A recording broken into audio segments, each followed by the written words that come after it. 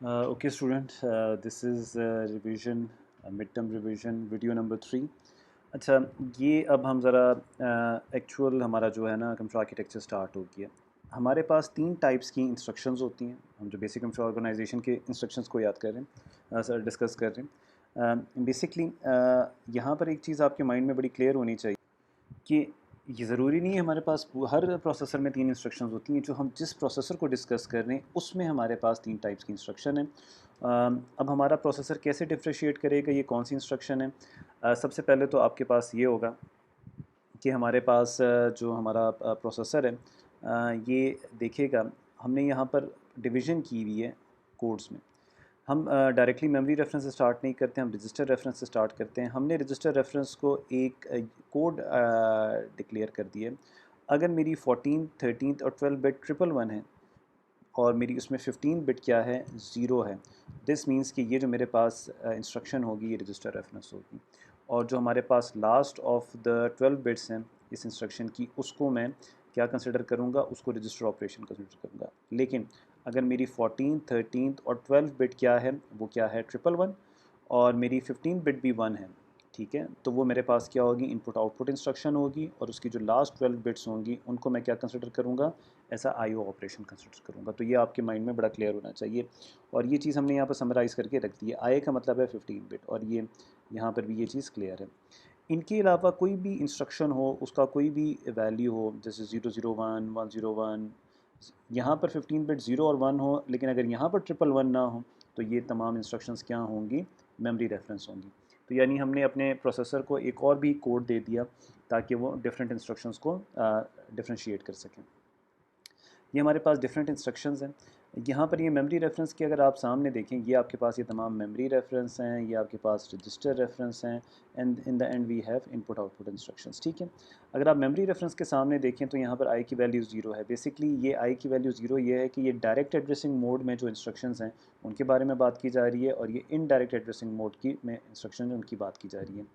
यहाँ पर आप देखें, यहाँ पर ये 7 है। अगर आप 7 हेक्सा को बाइनरी में कन्वर्ट करें तो ये है 0, 1, 1, 1 की शुरू की जो होंगी, पहली 15 बिट 0 होगी, 14 बिट 1 होगी, 12 बिट 1 होगी, और 13 बिट और 12 बिट 1 होगी। सिमिलरली एफ ऑल 0, 15 भी 1 होगी, 14 भी 1 होगी, 13 भी 1 होगी और 12 भी 1 होगी, ठीक हो गया। तो वो हमारे पास जो हमने कोड डिस्कस किया है वो हमें क्लियर हो गया। अच्छा, यहाँ पर अगर आप ज़ीरो की कन्वर्जन करें तो यहाँ पर आपके पास आएगा, पहली बिट 0 आएगी, ठीक है। 15 बिट की बात करूँ, मोस्ट सिग्निफिकेंट बिट से हम स्टार्ट करें, 12, 13 और 14 बिट भी 0 आएगी। यानी एंड का ऑप कोड क्या होगा, ऑप कोड क्या हो जाएगा, यहाँ पर अगर हम देखें यहाँ पर आ जाएगा 0, 0, 0।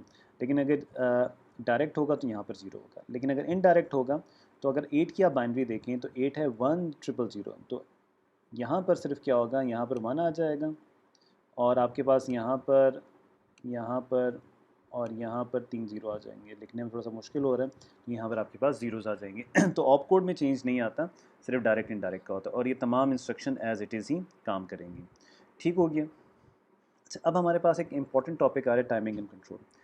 हमने अब ये देख लिया है कि हमारे पास जो प्रोसेसर होता है, वो इंस्ट्रक्शंस को कैसे डिटरमिन करता है, ऑप कोड के बारे में, एड्रेसिंग मोड को कैसे देखता है ऑप कोड के बारे में।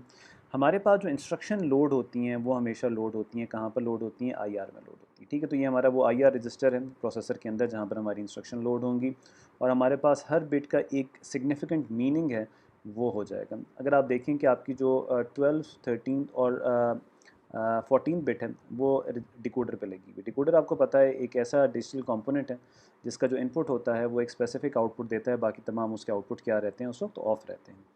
तो अगर मैं यहाँ पर 0, 0, 0 दूंगा, which is the op code of and, कैसे पता चला, हमने यहाँ से देखा, इस टेबल से देखा, ठीक है। तो मेरे पास 0 बिट ऑन हो जाएगी, ठीक है, उसे मैं D0 कहूँगा। अगर मैं ऐड के लिए करूँ तो उसका क्या होगा ऑप कोड, यहाँ पर हम देख लेते हैं, 1 का बाइनरी क्या है, 0, 0, 1, ठीक है। तो मैं यहाँ पर अगर 12, 13, 14 बिट पर 0, 0, 1 करूँगा तो सिर्फ D1 ऑन होगा, बाकी तमाम ऑफ होंगे सिमिलरली सारे। इनपुट आउटपुट के लिए और रजिस्टर रेफरेंस के लिए सिर्फ D7 ऑन होगा, क्योंकि यहाँ पर वो 111 होगी। और इनपुट आउटपुट में यहाँ पर आई की वैल्यू 1 होगी, ठीक हो गया। और रजिस्टर रेफरेंस के लिए यहाँ पर आई की वैल्यू 0 होगी, क्लियर। तो ये हमारे पास वो जो हम इंफॉर्मेशन एक्सट्रैक्ट कर रहे हैं आईआर से, हमें समझ आ गई। अच्छा, अब ये बात हमें, ये अभी हम जो कॉम्बिनेशनल सर्किट हमने डिज़ाइन किया था, हमने अपने लेक्चर को स्टार्ट किया था, वो इसलिए किया था कि जब हम कोई चीज़ डिस्कस करें तो हमें उसकी मीनिंग समझ आए। अब हमने यहाँ पर एक कॉम्बिनेशनल सर्किट डिज़ाइन किया है, और कॉम्बिनेशनल सर्किट ये किया हुआ है कि जैसा इनपुट है वैसे ही है। जैसे फॉर एग्जांपल अगर यहाँ पर डी ज़ीरो आ रहा है तो हमने एंड करना है, ये हमने इसके ट्रुथ टेबल में पहले से डिफाइन किया हुआ है कि अगर डी ज़ीरो की बिट 1 होगी तो हमने क्या करना है, जो हमारे पास ऑपरेंट होगा, ऑपरेंट की इन्फॉर्मेशन हमारे पास यहाँ से आ रही है, हमने क्या कर देना है, उसे एंड कर देना है। क्लियर हो गया? तो हमारे पास कंट्रोल एंड लॉजिक गेट्स को कैसे पता चलेगा कि कौन सा ऑपरेशन परफॉर्म करना है, जैस जो बिट यहाँ पर ऑन होगी, ठीक है।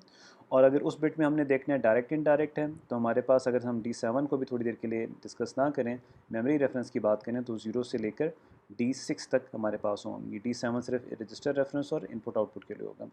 अगर 0 से लेकर D6 तक आई की बिट 1 रहेगी तो मेरा कंट्रोल यूनिट उसे as a direct addressing consider करेगा। लेकिन अगर D0 से लेकर D6 तक मेरी कोई भी बिट 1 होगी और उसके साथ आई बिट भी 1 होगी, तो मेरा कंट्रोल एंड लॉजिक सर्किट उसे क्या कंसिडर करेगा, as a indirect addressing mode, यानी ऑपरेंड को फिर हमने दूसरी तरह डील करना है। ठीक हो गया, ये हमें बात समझ आ गई।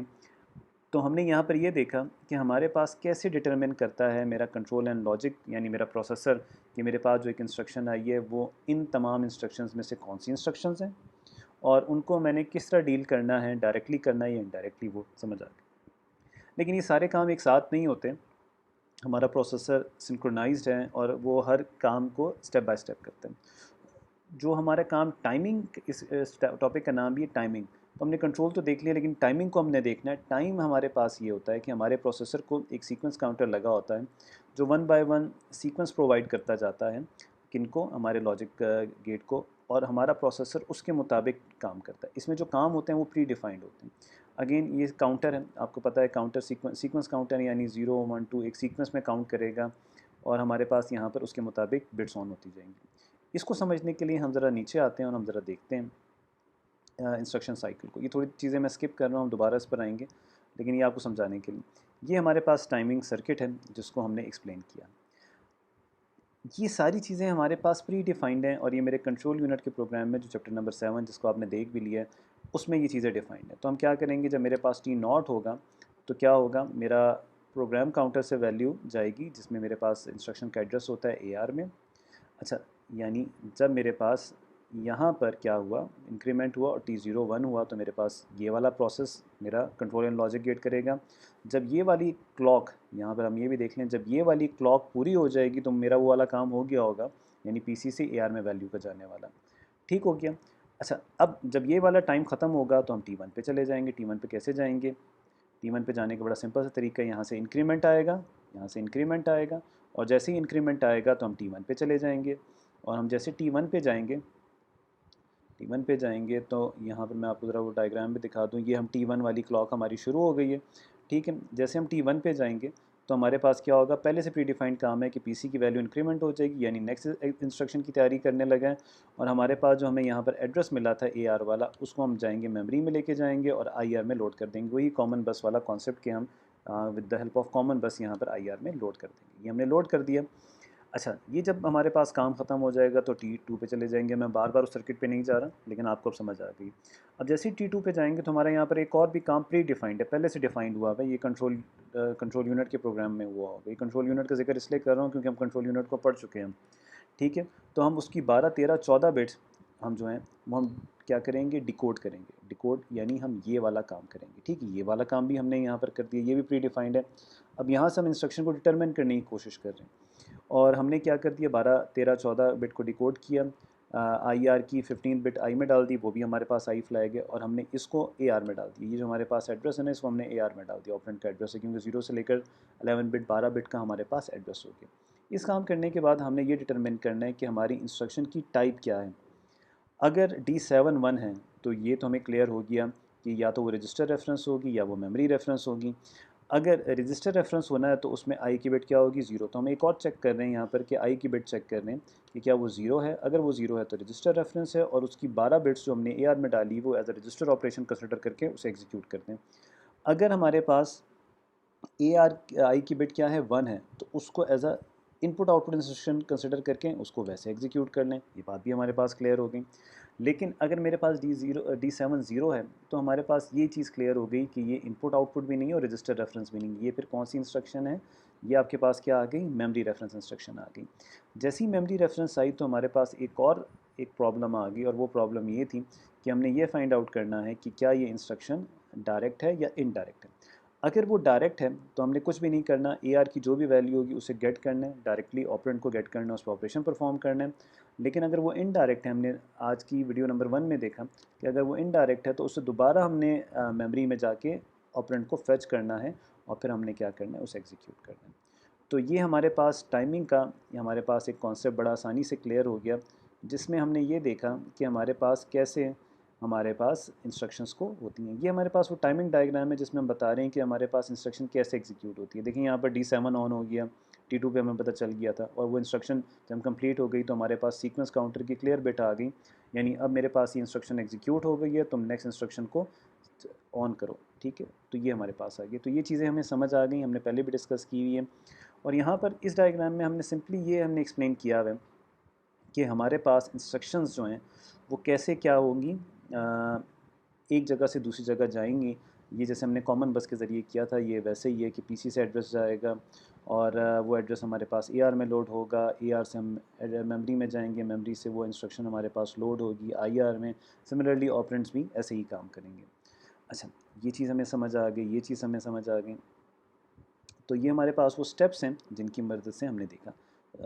यहाँ पर ये कुछ असाइनमेंट के क्वेश्चंस हैं, ये आप हम ज़रा डिस्कस कर लेते हैं ताकि स्टूडेंट्स को कोई प्रॉब्लम ना रहे। ऑल्दो ये पुरानी असाइनमेंट है, इसको हम ज़रा देख लेते हैं।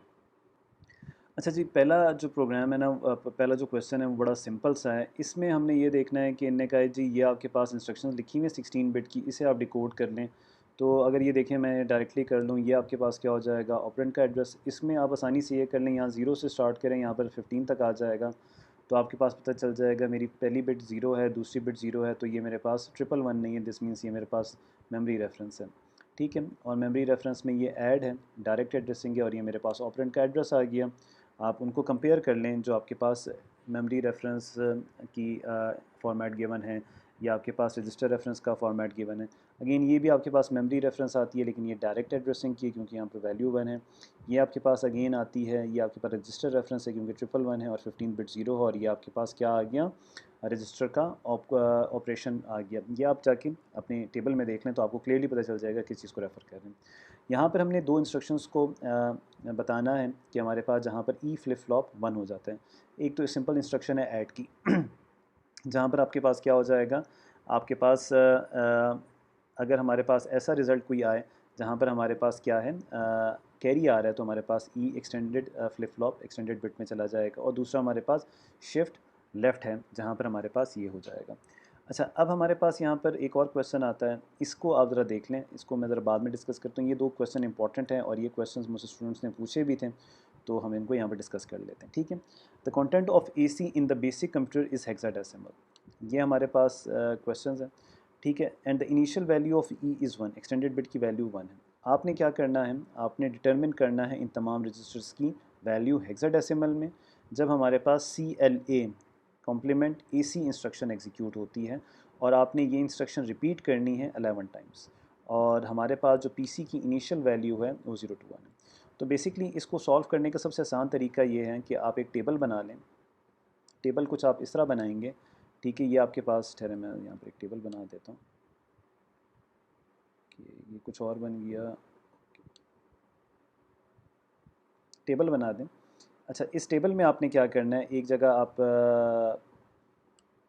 PC की वैल्यू लिख दें, दूसरी जगह आप AC की वैल्यू लिख दें, यानी आपने मुख्तलिफ कॉलम्स बना देने और मुख्तलिफ कॉलम्स में आप PC AC की वैल्यू लिख दें। ठीक है, इसमें बेसिकली वो बेचारा जो बंदा है वो ये बात करना चाह रहा है कि हमारे पास जो एक्यूमुलेटर रजिस्टर है ना, उसमें ये वैल्यू पड़ी हुई है, आप इसे बाइनरी में कन्वर्ट कर दें, आपके लिए आसानी हो जाएगी। ठीक है, तो हमें AC की पहली वैल्यू तो मिल गई, हमें E की पहली वैल्यू मिल गई 1 है, हमारे पास PC की भी वैल्यू में मिल गई ये है, AR और IR की हमारे पास वैल्यू नहीं है। ठीक हो गया, हमें पास IR की भी वैल्यू मिल गई एक्चुअली, क्योंकि IR में CLA है। CLA का मतलब है, यहाँ पर आप आ जाएँ, ये टेबल हमारे पास गिवन है, तो हमारे पास IR में CLA लोड होगा, CLA तो CLA की हो गई 7800। ठीक हो गई, तो हमारे पास उसकी भी वैल्यू मिल गई और AR की वैल्यू भी हमें मिल गई। AR की वैल्यू क्या है, क्योंकि जो लास्ट 12 बिट्स होती हैं वो AR में जाती हैं। ये हमें कैसे पता चला, ये हमें अभी जो हमने डायग्राम देखा था, फ्लो चार्ट, हमने उसमें देखा कि हमारे पास ये जो लास्ट 12 बिट्स हैं, ये देखें, ये IR की 12 बिट्स ये चली गई, क्योंकि IR में तो अब CLA लोड हो गया ना 7800,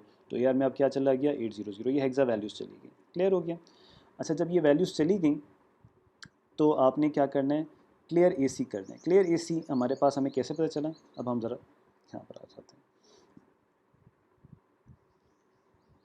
क्लियर AC में हमने क्या करना है, AC की वैल्यू क्लियर कर देनी है, ये हमें पता चल गया। तो AC की नेक्स्ट क्लॉक में वैल्यू क्या हो जाएगी, 0 हो जाएगी। जो हमने वैल्यू लोड की थी वो क्या हो जाएगी, 0 हो जाएगी। अच्छा, अब हमने देखा है कि हमारे पास जो हम उस प्रॉब्लम में ये कहा जा रहा है कि आपने ये 11 की 11 इंस्ट्रक्शंस रिपीट करनी है, ठीक है। तो जब हमारे पास CLA वाली इंस्ट्रक्शन एग्जीक्यूट हो जाएगी तो हम किस पे चले जाएंगे, CLE की तरफ चले जाएंगे। इसमें हमने की वैल्यू को क्लियर करना है। तो हमारे पास IR में क्या लोड हो जाएगा, ये हो जाएगा। AR में क्या लोड हो जाएगा, 400 लोड हो जाएगा। PC की वैल्यू 0 to 1 से क्या हो जाएगी, 0 to 2 हो जाएगी। और हमारे पास ये वैल्यूज लोड हो जाएंगी। AC अभी क्या है, 0 है, क्योंकि हमने क्लियर AC कर दिया था। और आफ्टर द एग्जीक्यूशन ऑफ आपके पास की वैल्यू भी 0 हो जाएगी, क्योंकि क्लियर हो जाएगी। जब ये आपकी इंस्ट्रक्शन कंप्लीट हो जाएगी तो फिर आपने क्या करना है, आपने CMA की तरफ जाना है, कॉम्प्लीमेंट ले लेना है AC का। तो अब आपके पास IR में क्या लोड हो जाएगा, ये 200 कहाँ चला जाएगा, AR में। PC की वैल्यू अब 0 to 2 नहीं रह जाएगी, 0 to 3 हो जाएगी। AC की वैल्यू अभी भी 0 है, की वैल्यू अभी भी 0 है, क्योंकि ये AC ही होगी। अब आपने कॉम्प्लीमेंट AC कर देना है, एंड सो ऑन। ये तमाम आपने क्या करते जाना है, ये तमाम चीज़ें आपने अप्लाई करते जाना है, ठीक है। तो जब आपके पास 11 की 11 इंस्ट्रक्शंस पूरी हो जाएंगी तो उनने कहा है कि जी मुझे टेबल पूरा बना के दे दें कि आफ्टर इंस्ट्रक्शन 11 टाइम जो एग्जीक्यूशन होगी तो फिर हमारे पास फाइनल वैल्यूज़ क्या होंगी। ठीक हो गया, तो हमें ये चीज़ समझ आ गई। फिर हमारे पास एक दूसरी इंस्ट्रक्शन है, प्रॉब्लम है। इस दूसरे प्रॉब्लम में हमने ये देखा है कि हमारे पास क्या है, एक इंस्ट्रक्शन है जो किस एड्रेस पे पड़ी हुई है, इस एड्रेस पे पड़ी हुई है। आई की वैल्यू क्या है, वो 0 है। ये हमारे पास PC की वैल्यू होगी, क्योंकि इंस्ट्रक्शन का एड्रेस तो प्रोग्राम काउंटर में होता है। हमारे पास ये वाली वैल्यू क्या है, ये आपके पास क्या है, ये डायरेक्ट और इनडायरेक्ट की बात करी तो आई की वैल्यू अगर 0 है तो ये क्या होगी, डायरेक्ट।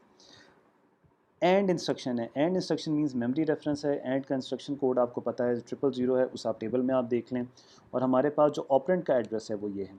तो अगर मुझसे कोई पूछे कि जी आप इसकी इंस्ट्रक्शन बना सकते हैं, तो मैं बड़ी आसानी से बना देता हूँ। मैं यहाँ पर कोशिश करता हूँ मैं लिखने की, यहाँ पर हम टेक्स्ट को ज़रा हम नीचे ले आते हैं। तो यहाँ पर अगर मैं लिखूँगा तो यहाँ पर मेरे पास 0 आई की वैल्यू आ गई। फिर मेरे पास 0 0 0, ये 3 कोड मेरे पास एंड का ऑप कोड आ गया। ये बात मुझे समझ आ गई। फिर मेरे पास 0 की, अब मैं क्योंकि मेरे पास 16 बिट का इंस्ट्रक्शन होती है ना, तो 15 बिट आ गई, 14 बिट आ गई, 13 और 12 बिट आ गई। अब मेरे पास जो आ रहा है ना 8 सॉरी 0 आ रहा है, तो 0 के लिए मैं क्या कर दूंगा, स्पेस डाल के, ताकि आपको आसानी से पता चल जाए। ये मेरे पास 0 का बाइनरी वैल्यू आ गई। फिर मेरे पास 8 की बाइनरी क्या आएगी, 100। फिर मेरे पास 3 की बाइनरी क्या आएगी, मेरे पास ये आ गया। ठीक हो गया, सॉरी मेरे पास ये आ गया, सॉरी मैंने यहाँ पर कर दिया 0, ये मेरे पास आ गया। ठीक हो गया, तो ये मेरे पास एक इंस्ट्रक्शन बन गई। अब इस इंस्ट्रक्शन को मैंने क्या करना है, द मेमोरी वर्ड जो ये मेरे पास पड़ा हुआ है, ये मेरे पास आपको पता है क्या है, ये मेरे पास ऑपरेंड का एड्रेस है। यानी जो ये मेरी 12 बिट्स है ना, ये वाली मेरी 12 बिट्स, ये मेरे पास ऑपरेंड का एड्रेस है, ये मुझे पता है, मैंने अभी देखा है। इस पर क्या पड़ा हुआ है, इस पर ये पड़ा हुआ है।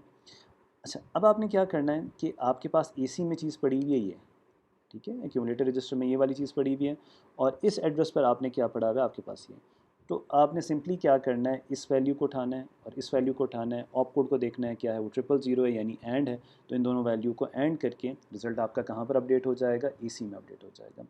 आपने ये इंस्ट्रक्शंस आपने पहले प्रोग्राम की तरह इस प्रोग्राम में भी क्या करना है, ये इंस्ट्रक्शंस कितनी दफ़ा अप्लाई करनी है, 6 टाइम्स अप्लाई करनी है। यानी सबसे पहले आपने क्या करना है, सबसे पहले यहाँ पर हम आ गए, सबसे पहले आपने एंड करना है, फिर उसी डेटा पे ऐड करना है, फिर LDA STA ये सारी इंस्ट्रक्शंस आपने अप्लाई करनी है। ठीक हो गया, तो ये हमारे पास वो एक्सरसाइज के क्वेश्चंस थे जो हमने यहाँ पर डिस्कस कर लिए हैं। आई होप कि इसमें कोई प्रॉब्लम नहीं होगा। और इस बुक का सोल्यूशन मैनुअल आपके पास ऑलरेडी मौजूद है, तो यहाँ पर सिर्फ डिस्कशन की ज़रूरत थी, सोल्यूशन आपके पास मौजूद है। तो यहाँ पर हमारे पास ये वीडियो नंबर 3 काफ़ी लेंथी हो गई, यहाँ पर हम इसे एंड करते हैं। Thank you very much.